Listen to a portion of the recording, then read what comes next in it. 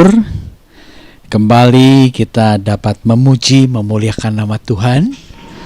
Dan pada kesempatan kali ini juga kita berkesempatan untuk melihat satu cuplikan video tentang penderitaan daripada Yesus Kristus. Nah, masih terkait dalam perjalanan dan penderitaan Kristus di kayu salib. Petang hari ini kita akan sama-sama merenungkan seruan Yesus ketika dia berseru, Eloi, Eloi, lama sabachthani. Allahku, Allahku, mengapa engkau meninggalkan aku? Dengan judul Forsaken, ditinggalkan. Ya, ini merupakan satu jeritan yang pilu yang diutarakan oleh Yesus ketika dia di kayu salib. Ketika awal Tuhan Yesus disalib, ketika awal Tuhan Yesus dipaku, seruannya, Bapa, ampuni mereka. Itu seruan Tuhan ketika baru disalib. Tetapi dalam penyalipannya, di tengah penderitaannya, menjelang akhir hidupnya, dia berseru, Allahku, Allahku, mengapa engkau meninggalkan aku? Kita mau merenungkan sejenak peristiwa penyalipan Yesus yang akan kita lihat dari Markus, Injil Markus 15 ayatnya yang ke-33. Markus 15 ayat yang ke-33 dikatakan, pada jam 12 kegelapan menutupi seluruh daerah itu dan berlangsung sampai 3 jam. Ini perubahan alam terjadi saat peristiwa Tuhan Yesus disalib. Dapat kita bayangkan jam 12 itu biasanya terang benderang, bukan? Tetapi alam turut berbicara, alam turut merasakan penderitaan Kristus, sehingga terjadi satu perubahan alam yang begitu dahsyat. Kegelapan meliputi seluruh tanah itu dan berlangsung sampai 3 jam. Ini peristiwa yang sangat menakjubkan. Peristiwa penyalipan Yesus itu adalah peristiwa yang sangat menakjubkan. Alam pun turut berduka cita.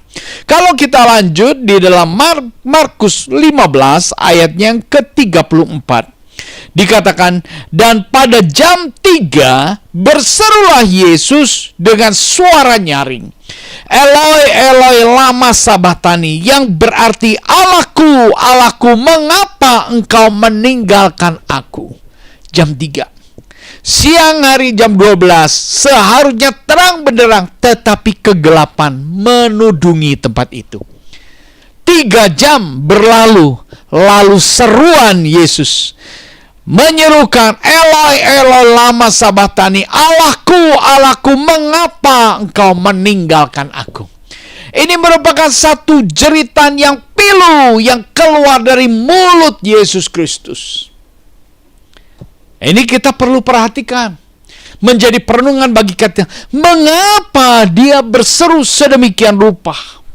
Apa yang mendorong emosinya, mendorong jiwanya, sehingga dia menyatakan satu seruan, Allahku, Allahku, mengapa engkau meninggalkan aku? Dan melalui seruan itu juga kita bisa tahu terjadi perpisahan antara Yesus dengan Allah. Terjadi perpisahan antara Yesus dan Allah. Dan hal inilah yang merupakan satu ketakutan yang amat sangat. Kalau kita lihat peristiwa di Getsemani, kita lihat di dalam Markus 14 ayat yang ke-33. Dan ia membawa Petrus, Yakobus dan Yohanes sertanya, ia sangat takut dan gentar. Dituliskan oleh Markus, peristiwa Getsemani. Ia membawa ketiga murid inti untuk lebih dekat, lebih masuk lagi untuk memanjatkan doa bersama. Dan dia berbicara, ia sangat takut dan gentar. Di dalam Markus 14 ayat 34, lalu katanya kepada mereka, hatiku sangat sedih, seperti mau mati rasanya. tinggallah di sini dan berjaga-jagalah. Kalau kita pikir, Yesus kok takut ya? Bukankah Yesus mengusir legion? Bisa. Bukankah Yesus melipat gandakan 5 roti 2 ikan, mengenyangkan ribuan orang? Sudah terjadi. Bukankah Yesus berjalan di atas badai? Itu pun pernah didemonstrasikan dan disaksikan para murid. Bukankah Yesus pernah memanggil Lazarus yang sudah 4 hari mati menjadi bangkit? Lalu kenapa saat ini kok Yesus begitu cengeng, begitu takut? Sampai-sampai dia katakan, hatiku sangat sedih, seperti mau mati rasanya. Mengapa dan apa yang menyebabkan semuanya ini? Di bagian ini, peristiwa di Getsemani, kita bisa melihat kemanusiaan Yesus mengalami satu kegentaran, mengalami satu ketakutan. Tetapi memang Yesus itu adalah manusia yang juga adalah Allah. Kemanusiaannya mengalami kegentaran, menghadapi penderitaan. Penderitaan apa? Yaitu tadi yang kita baca. Eloi, Eloi, lama sabatani. Mengapa engkau meninggalkan aku? Ini ketakutan yang amat sangat yang dikhawatirkan oleh Yesus. Sampai dia katakan, ia sangat gentar. Hatiku sedih, seperti mau mati rasanya. Itu kemanusiaan Yesus. Tetapi Yesus itu juga seutuhnya adalah Allah, adalah manusia. Dia Allah, dia manusia Allah, sehingga berbeda dengan manusia umumnya yang lain. Yesus tidak bisa berbuat dosa. Amin. Yesus tidak bisa berbuat dosa. Yesus tidak bisa berbuat dosa karena dia Allah. Manusia cenderung dan masuk ke dalam dosa, hidup dalam dosa. Ibu bapak saudara terkasih, ini merupakan satu alasan yang dapat kita simpulkan bahwa ketika Yesus berseru, Allahku, Allahku, mengapa engkau meninggalkan aku? Inilah ketakutan yang Yesus sedang hadapi. Yesus takut terpisah dengan Allah. Ini hal yang sangat mengerikan bagi Yesus. Tidak ada ketakutan lain selain dia merasa takut keterpisahannya dengan Allah. Sehingga di kayu salib dia berseru, Allahku, Allahku, mengapa engkau meninggalkan aku? Manusia pada umumnya yang takut apa? Yang ditakutkan? Takut sakit, ya kan? Takut miskin, ya kan?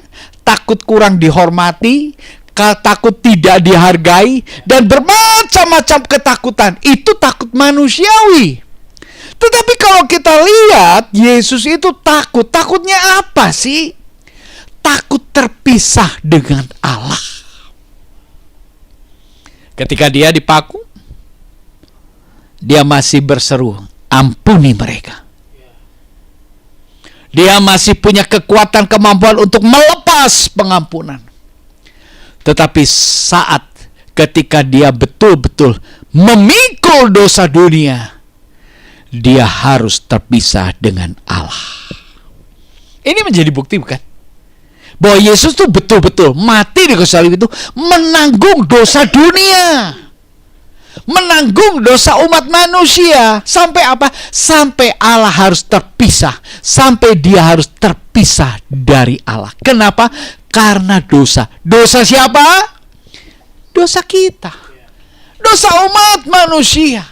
Ini harus menjadi satu pemahaman buat kita, di mana kita mempersiapkan hati untuk masuk dan merenungkan penderitaan Kristus. Ini hal yang harus kita juga renungkan. Sehingga apa yang Yesus katakan di kayu salib itu betul-betul memberikan satu pemahaman buat kita. Ya, ketika Tuhan Yesus terpisah dengan Allah, ini menjadi bukti bagi kita bahwa memang benar dia yang disalib, yang tidak berbuat dosa, tapi dijadikan berdosa karena kita. Buktinya apa? Ditinggalkan oleh Allah. Terpisah dengan Allah. Nah, ini menjadi bukti. Jadi kalau kita merenungkan bagian ini dan membuktikan hal ini, jadi kita mengaminkan bahwa benar Yesus disalib itu menggantikan aku. Seharusnya aku yang berdosa yang disalib. Di tengah pergumulannya di Getsemani, kita lihat di dalam Markus 14 ayat yang ke-36. Di sana dikatakan, "Ya Aba, ya Bapa, tidak ada yang mustahil bagimu. Ambillah cawan ini daripadaku. Tetapi janganlah apa yang aku kehendaki, melainkan apa yang engkau kehendaki." Saat Yesus menderita, saat Yesus takut, dia mengutarakan keinginannya dalam sisi manusiawinya. Maunya sih jangan menderita seperti itu. Makanya dia utarakan, "Ya Bapa, ya Aba, tidak ada yang mustahil bagimu. Ambillah cawan ini daripadaku. Ambillah cawan penderitaan ini daripadaku." Di tengah ketakutannya yang begitu amat sangat, tetapi Yesus tetap meletakkan kedaulatan Allah di atas keinginannya. Nah, ini kita melihat juga teladan doa yang Tuhan Yesus ajarkan. Manusia kalau berdoa tanpa sadar ingin melebihi Allah, bahkan ingin memposisikan Allah itu sebagai kacung, sebagai pembantu kita, mengatur Allah seenak jidat dan seenak hati kita. Itu manusiawi. Tetapi kalau kita melihat yang rohani, teladan Kristus, nah ini yang kita lihat. Di tengah ketakutannya yang amat sangat, dia berseru, "Kalau boleh, ambil cawan ini." Ini keinginannya. Tetapi bukan kehendakku, melainkan apa yang engkau kehendaki. Puji syukur kepada Tuhan. Ini hal yang penting, yang harus menjadi pembelajaran kita. Di tengah ketakutan yang seperti itu pun, Yesus tetap meletakkan kedaulatan Allah di atas ketakutannya. Kedaulatan Allah di atas segala keinginannya. Kita lanjut di dalam slide berikutnya, yaitu ketika Yesus menyerahkan nyawanya. Ya, tidak lama setelah dia berseru, "Eloi, Eloi, lama sabachthani," lalu dia juga kembali berseru, menyerahkan nyawanya.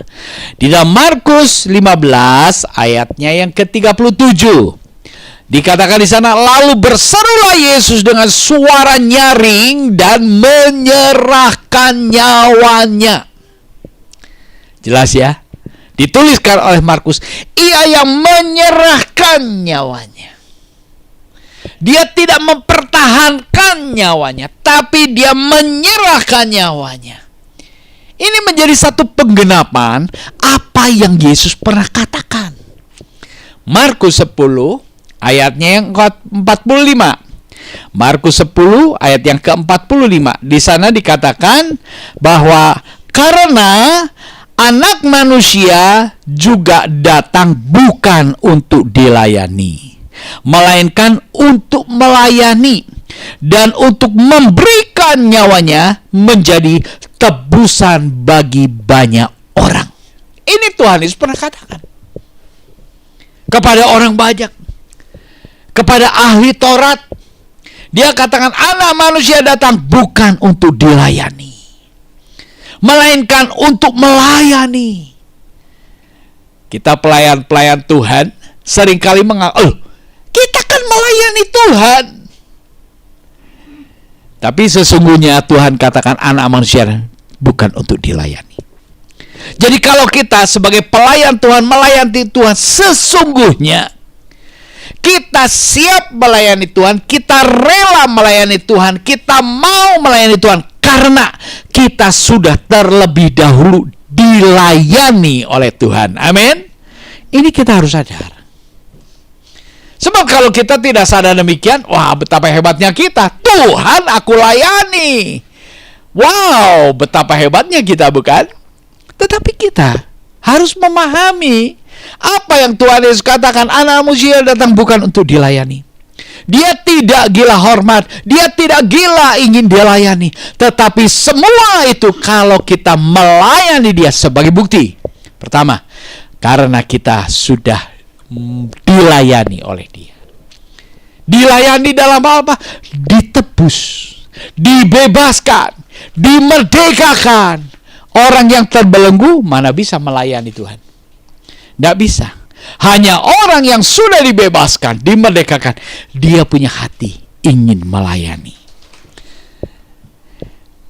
Anak manusia datang bukan untuk dilayani, melainkan untuk melayani dan untuk memberikan nyawanya menjadi tebusan bagi banyak orang. Memberikan nyawanya.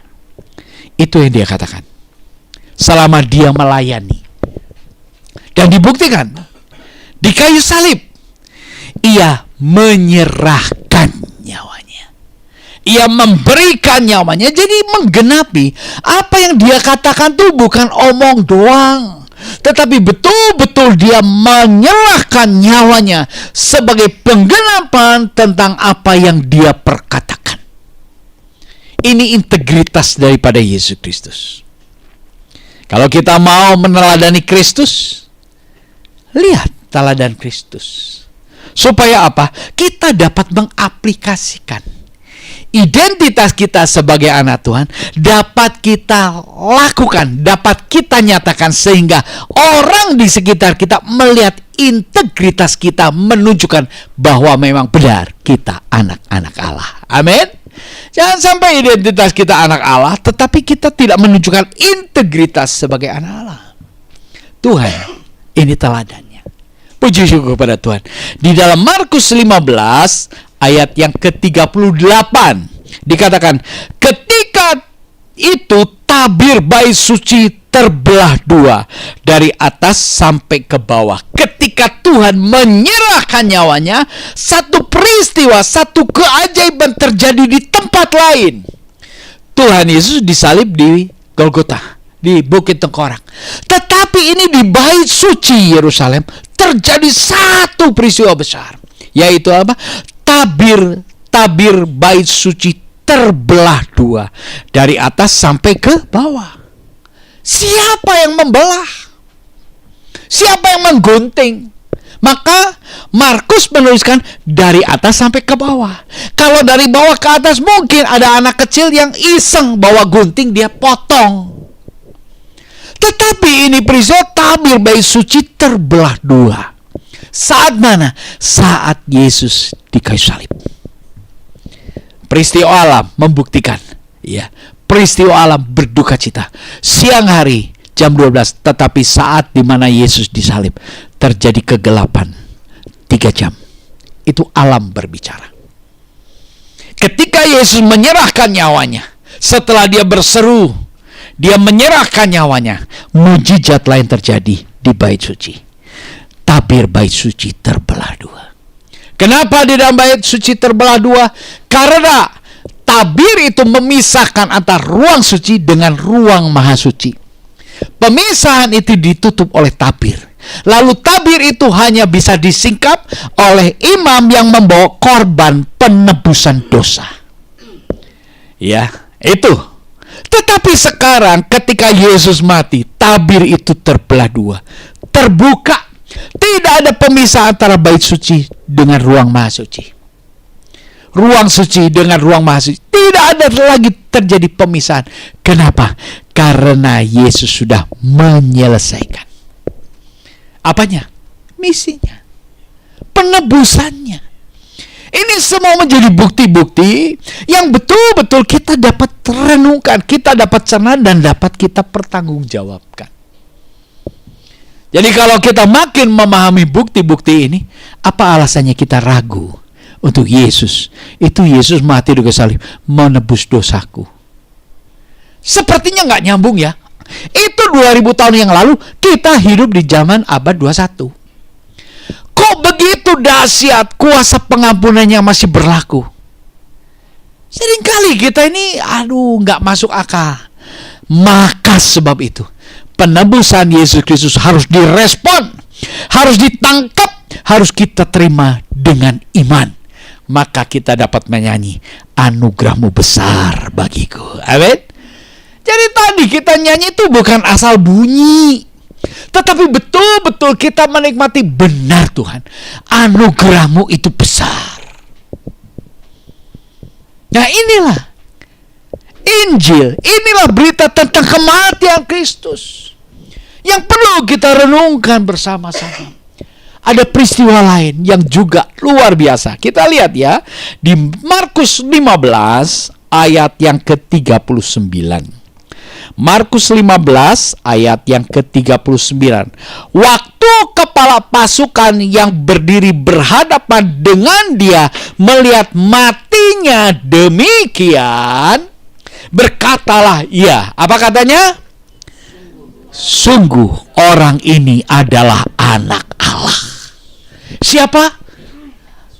Pemimpin pasukan, orang Romawi, tentara Romawi, tapi dia bisa melihat, mengerti, memahami dia anak Allah.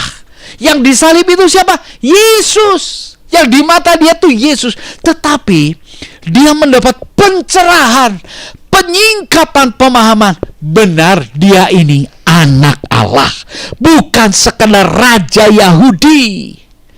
Tetapi kepala pasukan ini bisa melek, terbuka pemikirannya. Dia bisa mengerti, benar, dia ini anak Allah. Mujizat bukan? Mujizat. Dahsyat.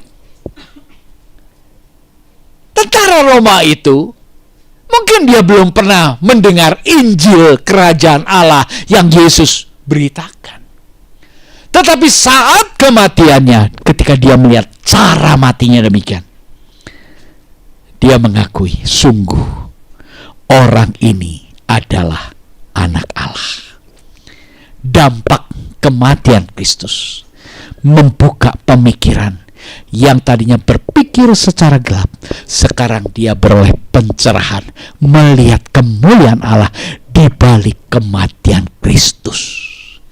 Puji syukur pada Tuhan. Nah, inilah Ibu Bapak Saudara terkasih yang dapat kita renungkan, yang dapat kita respon, sehingga benar-benar tidak ada alasan untuk kita tidak percaya bahwa Yesus mati itu untuk menebus dosa kita.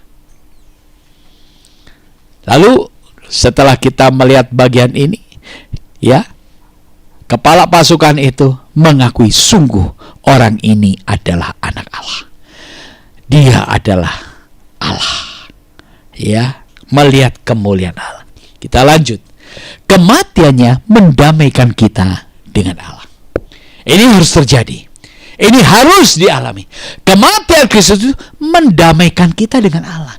Tadinya kita tidak mengenal Allah, tetapi kita menjadi tahu Allah itu penguasa kerajaan surga, dan bahkan kita bisa berelasi, berstatus sebagai anak Allah.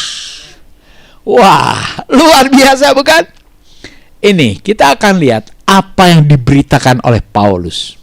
Di dalam 2 Korintus 5 ayat yang ke-21 dikatakan, dia yang tidak mengenal dosa telah dibuatnya menjadi dosa karena kita, supaya di dalam dia, di dalam Yesus Kristus, kita dibenarkan oleh Allah.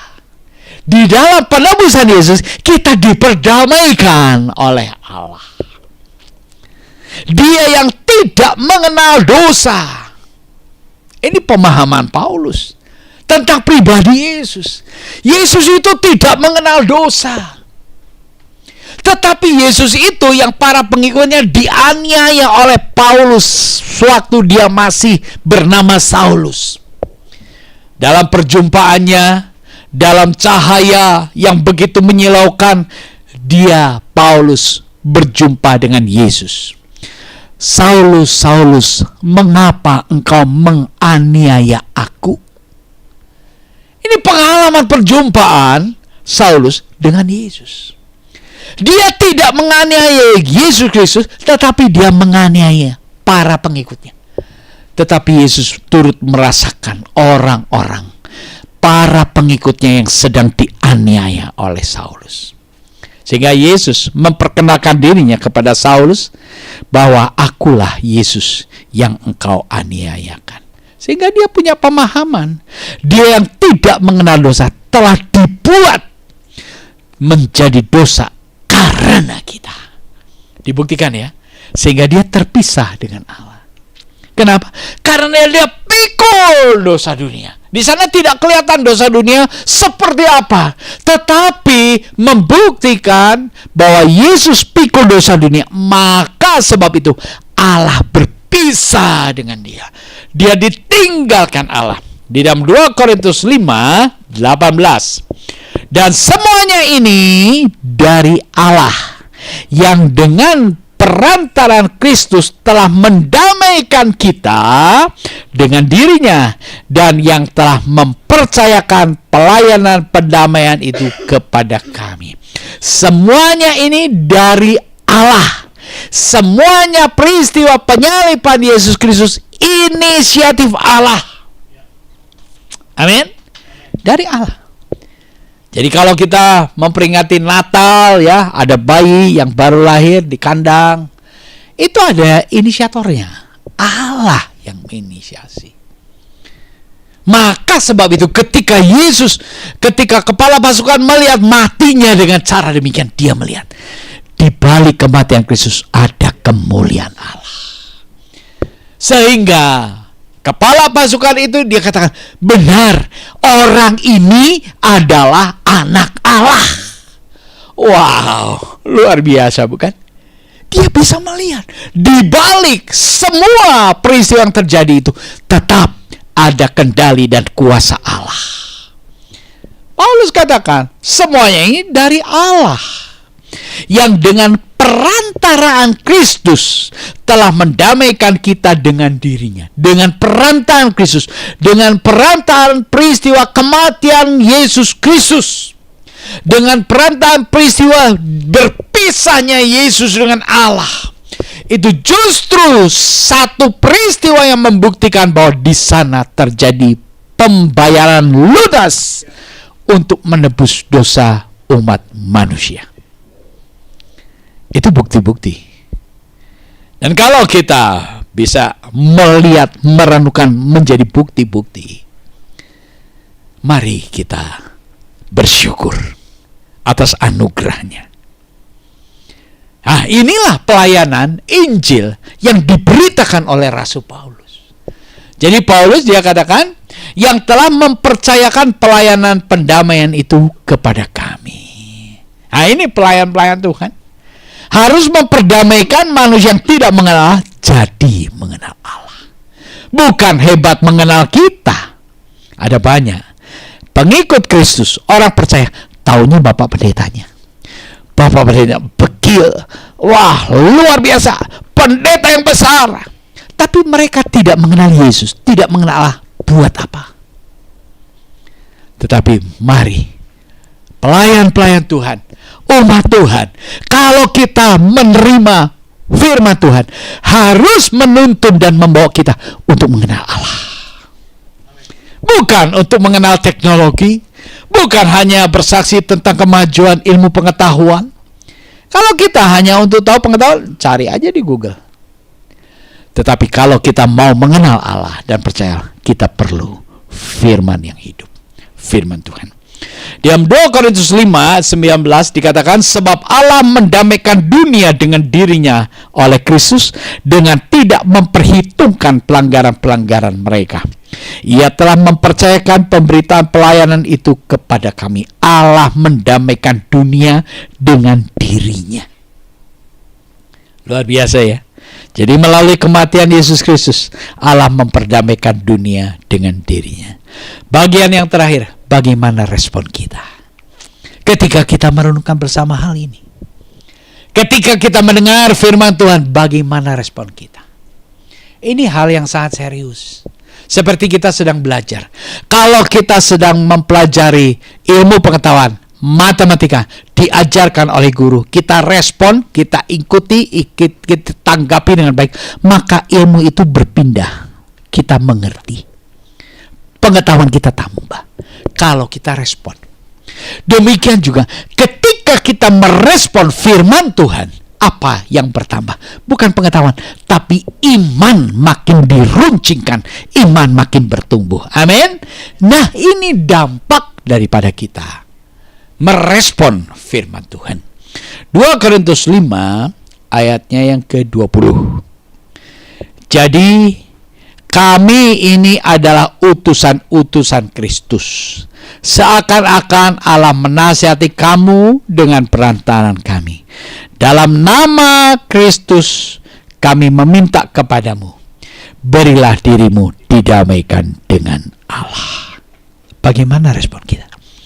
Maukah kita berdamai dengan Allah? Atau kita tetap menjadi seteru Allah?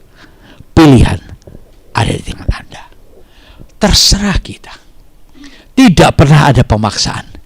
Tetapi untuk merenungkan dari awal sampai dia katakan, Allahku, Allahku, mengapa engkau tinggalkan aku? Di sana kita bisa merenungkan bagian yang sangat penting. Benar, kematian Yesus bukan satu yang sia-sia, tetapi betul-betul menebus dosa dunia. Dan anugerah ini tetap berlaku. Sampai kapan? Sampai saat ini. Kenapa masih tetap berlaku? Karena kita masih ada, kita masih bernafas, kita masih punya kesempatan untuk mengaku seperti orang yang disalib di sebelah Yesus. Dia katakan, Yesus, ingatlah akan aku kalau engkau datang sebagai Raja. Itu penjahat yang disalib bersama dengan Yesus. Salah satu dia cuma minta diingat, bukan diselamatkan. Dia tahu diri, aku berdosa, dia tidak berdosa. Jadi dia hanya minta, Tuhan ingat akan aku. Tetapi ketika Tuhan tahu iman daripada penjahat itu, dia kata, sesungguhnya hari ini juga engkau bersama-sama dengan aku di Firdaus. Apa Tuhan cuma mengingat dia? Tidak. Lebih dari itu, apa? Menganugerahkan apa? Keselamatan. Itu sudah dibuktikan. Ibu bapak saudara terkasih, apa yang Yesus katakan saat detik terakhir kepada penjahat itu pun beroleh keselamatan. Dari sebab itu, bagaimana respon kita? Ketika kita mendengar berita ini, kita mesti tangkap responi dengan baik. Ini kesempatan untuk kita tidak goyah dalam iman pengharapan kita, namun kita percaya benar dia sudah pikul dosaku. Maka kita perlu mensyukuri anugerah karya terbesar ketika Yesus di kayu salib. Saya tuliskannya, Yesus rela terpisah dengan Allah untuk menebus dan membebaskan kita dari ikatan dosa. Dia mati. Dia sudah membebaskan kita. Kalau kita masih terikat dengan dosa, mari kita datang kepada Yesus. Tuhan, ampuni. Aku terikat oleh ini. Aku terbelenggu oleh ini. Bebaskan aku, Tuhan. Sebab penebusanmu di kayu salib itu memerdekakan. Kalau sampai saat ini aku masih terikat dan belum dimerdekakan, aku mau menerima anugerah yang besar itu. Merdekakan aku. Bebaskan aku. Sehingga aku betul-betul mengalami pembebasan. Kalimat terakhir yang saya tuliskan sana, melalui kematian Yesus Kristus kita diperdamaikan dengan Allah. Maukah kita diperdamaikan dengan Allah? Kalau kita berdamai dengan Allah, wow, satu kelegaan akan kita alami. Tetapi sebaliknya, kalau kita menjadi seteru Allah, kegelisahan terus mengekang dan menguasai kita. Biarlah ibu bapak saudara terkasih, perenungan kita pada petang hari ini membawa kita makin memahami anugerahnya yang besar. Dengan bukti-bukti apa yang Yesus katakan di kayu salib. Tuhan Yesus memberkati kita semua. Mari kita berdoa. Terima kasih Tuhan untuk waktu singkat yang Tuhan beri dan anugerahkan bagi kami. Terima kasih untuk beberapa ayat firman yang kami renungkan bersama. Hamba-Mu berhenti bicara, tetapi firman-Mu hidup, memberkati setiap pribadi kami, baik yang ada di tempat ini maupun yang ada di rumahnya masing-masing. Damai sejahtera Allah, kuasa firman-Mu membebaskan kami, membangkitkan iman percaya kami, membawa kami makin mengenal pribadi Yesus Kristus. Dalam nama Tuhan Yesus Kristus, sama panjatkan perahkan segala doa ini. Haleluya.